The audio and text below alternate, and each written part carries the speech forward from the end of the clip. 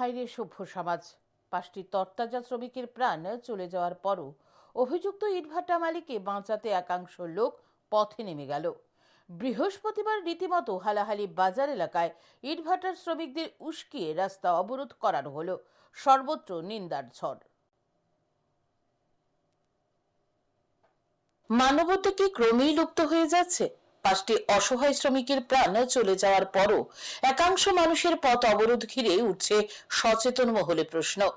মৃত্যুপুরীতে পরিণত হওয়া অভিশপ্ত কমলপুর মহকুমার হালাহালি অপরিষ্কার গ্রামে এবিসি ইটভাটায় সেই ঘটনার যখন শোকের আবহ বিরাজ করছে, তখন ইটভাটার মালিক অভিযুক্ত শফিক পালকে বিনা শর্তে মুক্তির দাবিতে পথ অবরোধ। অভিযোগ, ইটভাটার মালিক বৈধ কোনো নথিপত্র দেখাতে না পারায় বুধবার গ্রেপ্তার করা হয়। আরও অভিযোগ, বৃহস্পতিবার বিকেলে শফিক পালের মুক্তির দাবিতে একাংশ লোক ও ভাটার শ্রমিকদের উস্কিয়ে রাস্তায় নামিয়ে দেয়। তারা হালাহালি বাজার এলাকায় পথ অবরোধ করে। তাদের এই ধরনের অযৌক্তিকের দাবিতে পথ অবরোধের ফলে দুদিকে আটকে যায় যানবাহন। ঘটনার খবর পেয়ে ছুটে যায় মহকুমা পুলিশ আধিকারিক সহ বিশাল পুলিশ বাহিনী। পুলিশের তরফে সাফ জানিয়ে দেওয়া হয়, অভিযুক্তকে ছেড়ে দেওয়া না দেওয়া আদালতের বিষয়।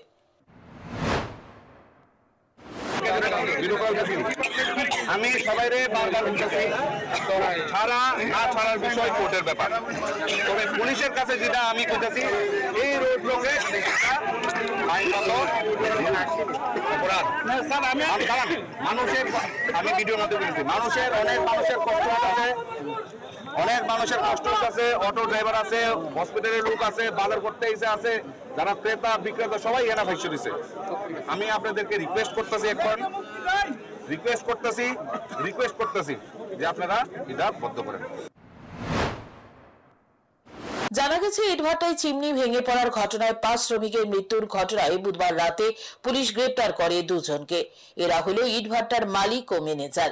এদিকে অভিযুক্ত মালিককে বিনা শর্তে মুক্তির দাবিতে এভাবে একাংশ লোকের জনভোগান্তি পথ অবরোধ নিয়ে সচেতন মহলে উঠছে প্রশ্ন উঠছে, এ আবার কি ধরনের আন্দোলন?